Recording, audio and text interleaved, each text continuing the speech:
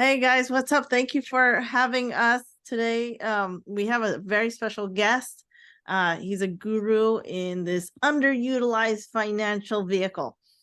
Although we've never met in person, Brian here, we've met through a shared community of professionals in the space. His name is quoted many times in by experts that have been doing this for quite some time, especially specifically 5 decades, and they tout him. He's kind of the poster child of if many of you know Doug Andrews. He is the godfather of IUL, and his book The Laser Fund. And Brian is a guy that Doug knows personally, met personally, and I really admire and just respect him a lot because of what he does and what he does for the community. So I really appreciate you, Brian. Thank you for this interview. Yeah, absolutely. Thank you for coming on. I appreciate you just as much. We've been IU Insider members now for a while, and it's crazy the amount of stuff that we learn in there. It's Yeah. just, I can't believe all the value that I've gotten over the years. And that was one thing that I really appreciated from that community, is just the education. And that's one thing you do. How long have you been doing this? So I started Doug Andrews' course back right around when the new 7702 law came in, which was January of 2021. So a lot of the stuff they first started teaching didn't quite make sense to me because I was only used to the new law, not the old law. But when it happened, I just realized I was like, man, how can I pay this forward? So later on, about, I don't know, it's been about 17 months now. I started a Facebook group just to kind of help people understand this stuff at a basic entry level because, I love Doug. I think his course is well worth it, but there's a lot of people that can't quite afford that. So I think it's a good stepping stone into getting into there. So it's been a blessing. I'm just really, really, really happy to pay it forward. Those guys over there, oh, I can't even speak highly enough about them. They're just so smart and good ethics, and pointed us all in the right direction. And they really emphasize one of the biggest parts about these IULs is structuring it right. As you know, that's what these policies are all about. I mean, 85% of the policy comes down to the structure and funding. The other 15% matters on the company. So when people ask those questions, like, oh, what company should I go with? It's like, no, focus on the structure and the funding, because that's going to be the most pivotal point to this thing. And I think that's the biggest thing that we have to just get across to the viewers and to the agents. So that way we can kind of clean up a lot of this IUL is a scam type issue going on. So, Yeah, yeah. So I know at our channel we like to make sure that we're moving the needle towards financial literacy, helping more people understand ways to use their money. Because if you ask any adult, when it comes to finance, not a lot of them know a lot, about finance. And here we really want to change that. So from your perspective, how are you doing that and helping spread financial literacy and helping people understand better ways to use their money smartly? yeah, the best part is a lot of people just miss out on some of the basic fundamentals. So talking about some of the most basic concepts like compounding interest and the rule of 72, and just balancing a checkbook, paying off debt and stuff like that. It really goes a far way. A lot of people just don't know what they don't know.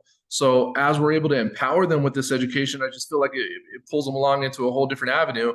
I can't tell you how many appointments I went in where at the end the client's just like, oh my God, thank you. I never knew this stuff. Like, it's crazy because majority of them are like, you got to sit down with my cousin, you got to sit down with my sister or my brother. And, whenever you hear that, it's just the biggest form of a compliment ever. And, I hope that we can bring a lot more financial literacy to this.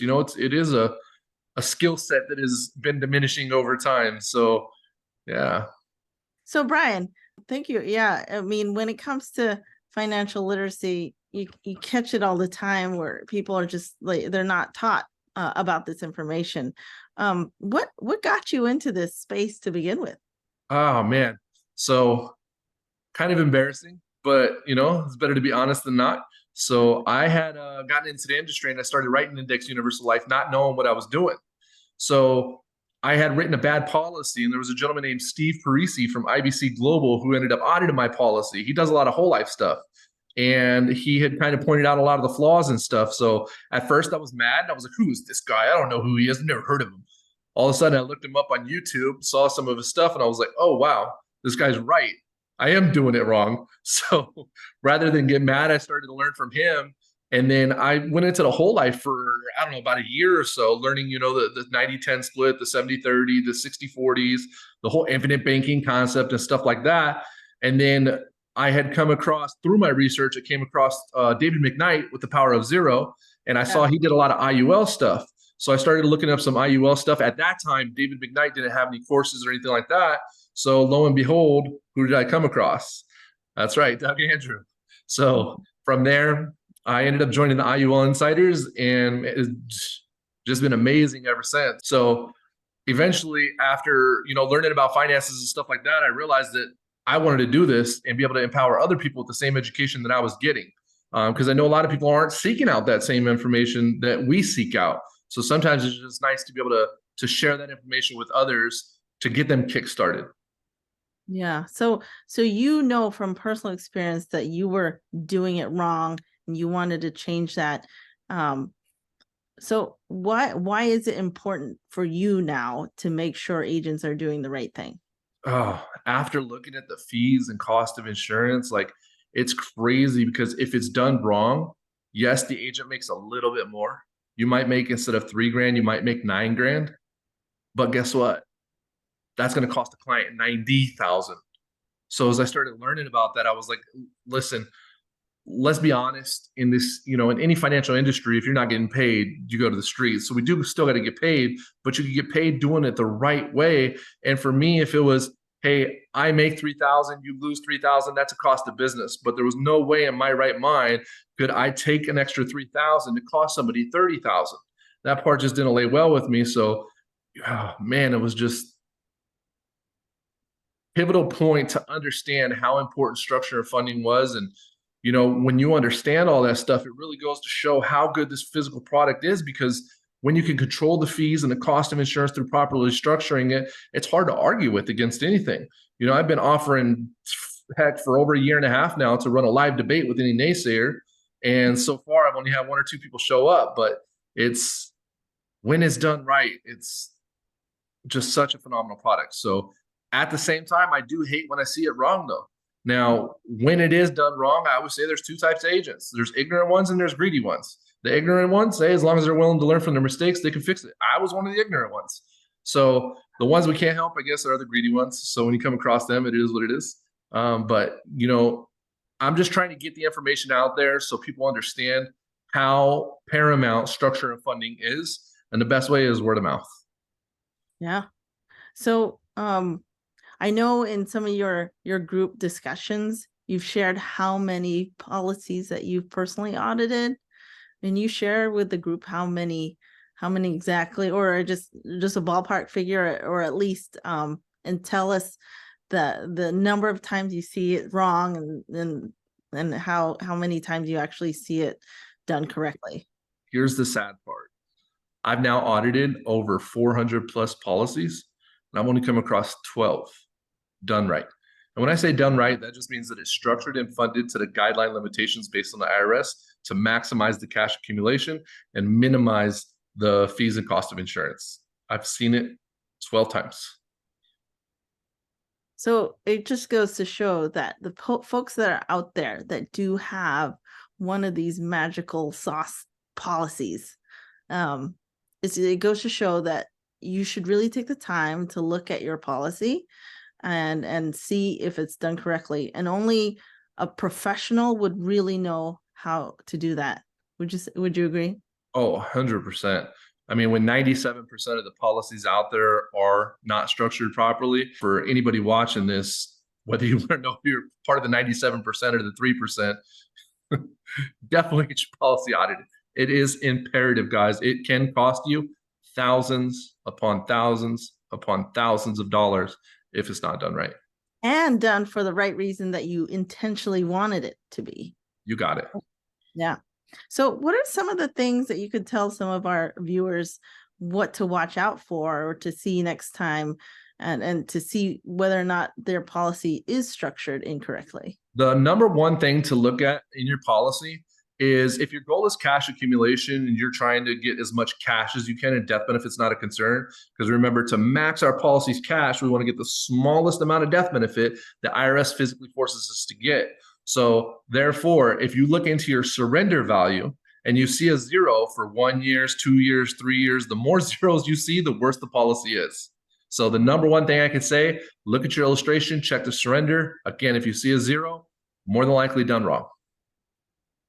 And what is your take on policies done for children? Because over here we do a lot of family policies. Can you elaborate on that? Yeah, I think policies for children are absolutely amazing. I have 2 on my own kids. So I have a personal policy on myself, and I've got one on both of my kids that, I'm trying to teach them the inherent generational wealth. And I really don't want them to ever have to lean on credit or bank or anything like that. I truly want them to become their own bank. So, it first started off as a college fund. And then as time goes on, we're like, hey, really screw college. If they go to college, great. But if not, what happens? Now they can use the money for a car. They can use it for a down payment on their house. They can start an early retirement. So it just kind of pivoted into this whole, it just creates such generational wealth that it's almost a no-brainer. Yeah. And it's such a great feeling as a parent that that's something that you have a backup plan to the backup plan for your kids. Yeah. Yeah. It absolutely is. And people don't realize the generational wealth. If you put this in place for your kids, what do you think your kids are going to want to do for their kids? You break that cycle of poverty and you keep that generational wealth going, just like the Rockefellers, the Rothschilds, and stuff like that. So the best way to do it is to lead by example. That's right. And leverage the fact that they have time and they're healthy, right? That's absolutely correct. People just do not understand the value of time. Anybody that understands compounding interest knows what one simple year can make between the 29th to the 30th year, between the 39th year to the 40th year. One single year can make all the change. What are some of the other red flags that you would look at when it comes to looking at your own policy? As I know, back in the 80s, there was a big stigma when it came to some of these producers that were in the business. What are some of the red flags, would you say, that you see when they're meeting with their financial agent? Yeah, I think the most important thing, again, is number one, looking at the surrender, and then number two, look at the death benefit. If you're not putting in a crazy amount of money, to put it in perspective, for like a 30-year-old male, they would have to be putting in approximately $300, and that would get them maybe about a $50,000 to $75,000 death benefit. So you're putting in like $300, and you notice your death benefit is $500,000. I'll guarantee you look over that surrender column, you're going to have a 0 in there. So the biggest thing is look out for extremely high death benefits, and number one, look out for that surrender value. That'll be the quickest way without having to go get a degree or a license on figuring out if your policy is done right. Right. Yeah. And how often would you say throughout the week when a client comes and asks you to audit their policy and they actually do whatever it is you tell them to do you ever see that on the back end? No. Majority of the time when I'm fixing a policy, I don't see it. I don't make any money off of fixing their policies. It's just, I want to clean up the industry as best I can. I can't tell you how many times, Silvie, that I've got a policy audit and it did not make sense to do a 1035 because maybe they're a year, 2 years, 3 years into the policy and their surrender charges are so high that sometimes I'll just say, hey, you know what? Here's how you fix the policy. By doing this, as long as they have the proper funding to be able to correct it, usually it is what it is. But normally I am pretty aggressive with referrals. I'll usually tell them, hey, now that you know that it's done right, if you know anybody else that can use a policy like this, please send them my way. And that's how I can get paid. Wow. Yeah. So we're going to switch a little about into like what makes you tick and some of the things to talk about how you operate. What are some of your unique talents and abilities that gotten you where you are today? Yeah, the three biggest things, I do have to thank Steve Precy from IBC Global. Again, if he would have never corrected my mistakes from the beginning, he really pushed in on honesty, integrity, and transparency. So those became 3 core fundamentals of everything I do. So I feel like that's kind of what sets me aside. in this industry, as you know, there's a very lack of honesty, integrity, and transparency. So the more agents we could get on those three core values, the better everybody's going to be. Now, I know you have quite the group yourself. Are you, have you done anything to expand your group, or are you like, I know you're switching gears with working with the Doug Andrews and his team. Is that? Yeah. About a year ago, me and the Andrews sat down. I went out there to Utah, sat down with them, and I told them, I love what they're doing, and I would love to be able to kind of build a team doing everything the honest way and making sure everything's set up right. So, we brainstormed and we basically started working together. So, now it's crazy having the Andrews as my direct mentor. It's just been such a blessing. Like, to get 50 years of experience has helped kick me along and jumpstart me in ways that I can't even describe. It's just been such a pivotal change, and I love it. It's been absolutely amazing.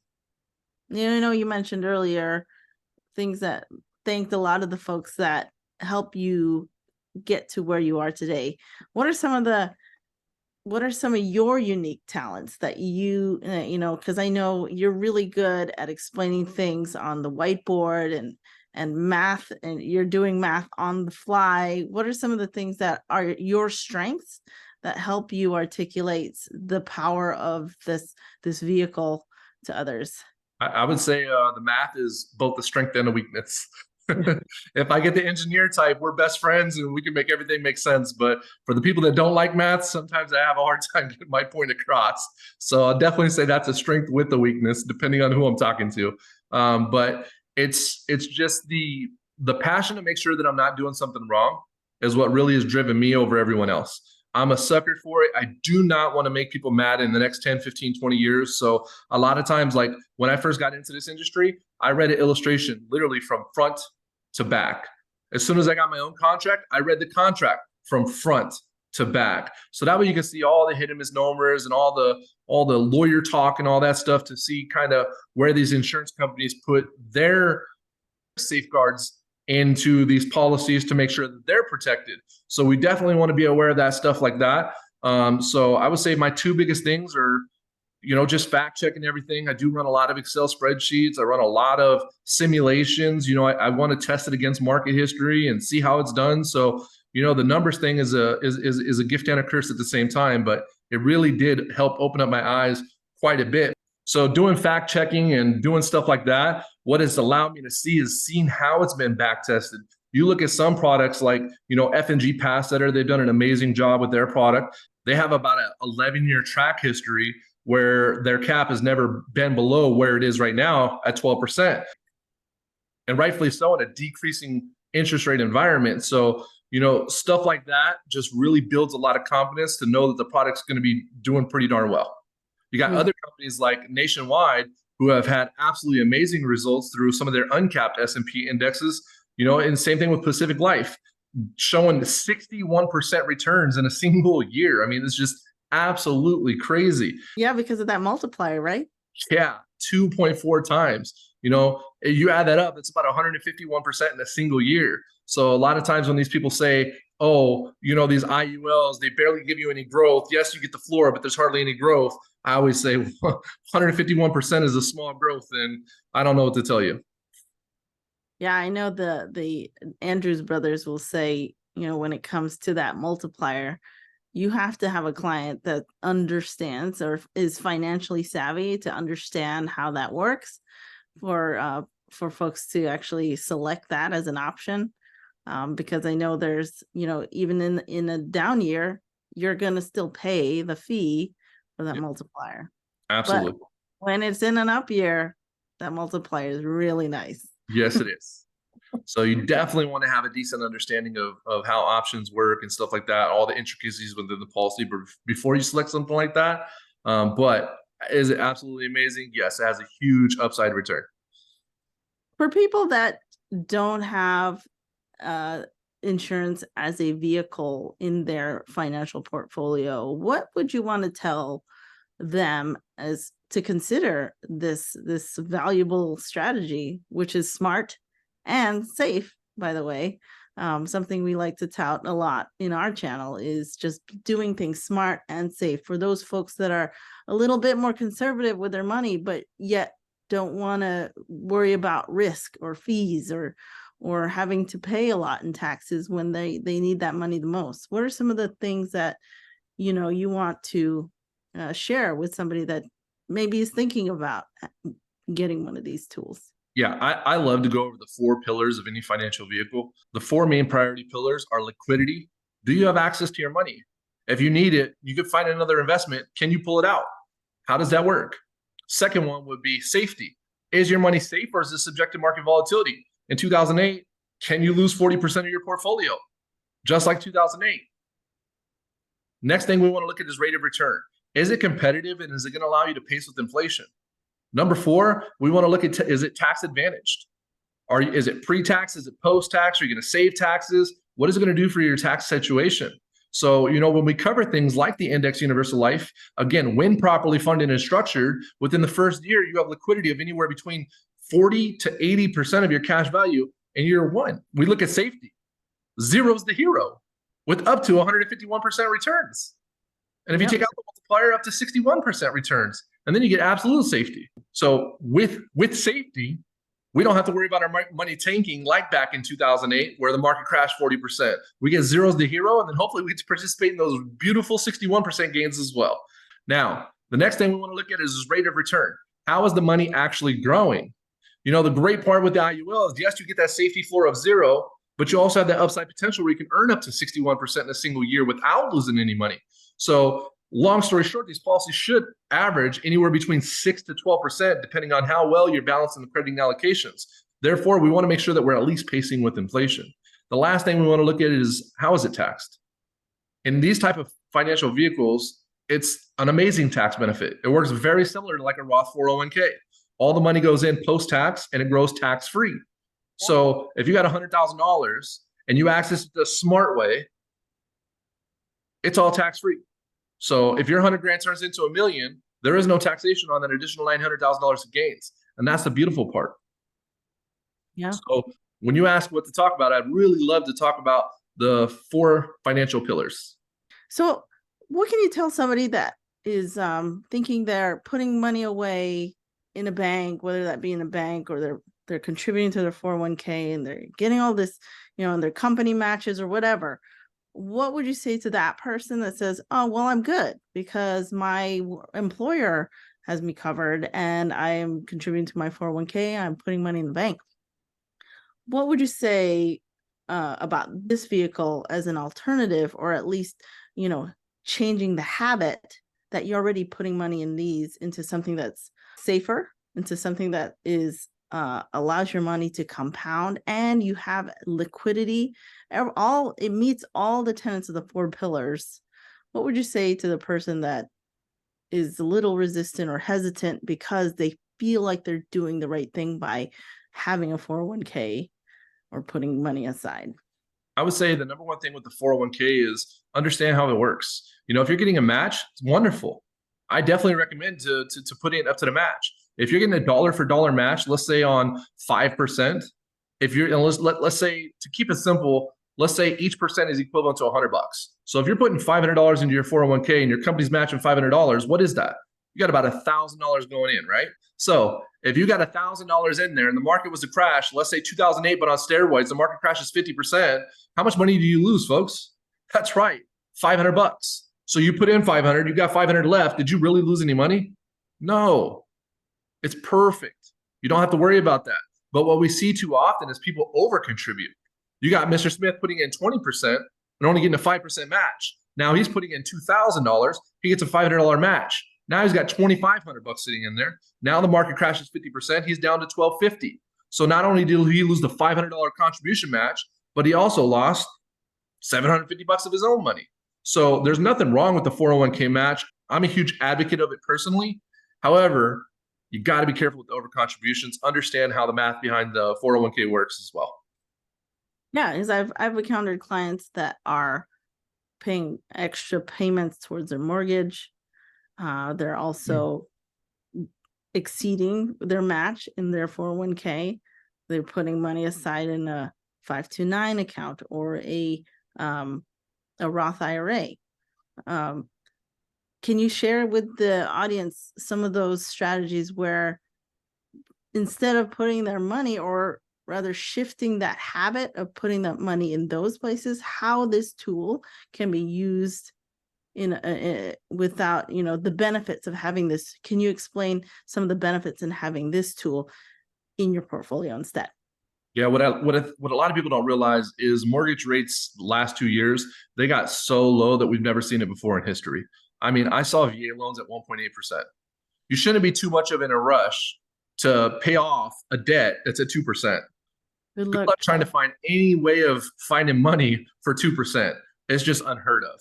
So if you're one of them people that are in the 1.5 to 3% mortgage rates, don't be in a rush to pay your place off. I mean, definitely think about the math and behind the numbers and stuff. You should not be in a rush. I know a lot of folks like to put the feeling, the gratification of owning your own home, right? So there's a lot of folks rushing or at least putting an extra payment every year towards their mortgage. I know when it comes to that feeling, it's great to have ownership, but your money will be compounding in a different tool and utilized for other reasons. When it comes to putting money in your home, the value, things happen to people's homes and you could lose your home, or can you explain some to the audience why it's so important to really consider using your money in this tool instead?